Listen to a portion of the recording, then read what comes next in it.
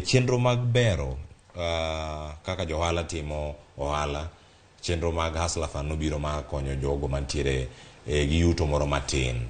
E kinde ma gintiere sani, Hustler Fund osebedo kae thuolo moro are tarik 30 dwe mar 11 higa mokalo nyaka sani. Bende osechopo lek mane ochake godo in kaka ja ohala.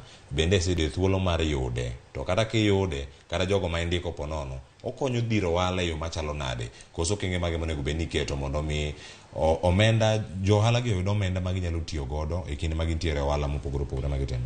Hustler Fund bende osekonyo. Charles. Cleophas, Hustler Fund an kanene taneno ni en anyalo luonge ni scam nikech koponi an kaka an johala imiya siling 500. Siling 500 adwa dhi timo ga nikech sani kaka Kenya sani ma wantiere sani. Kata siling 1,000 kiwuok gi siling 1,000 kidhi gi supermarket inyama nyiewo mkate gi chak gi gik moko matin.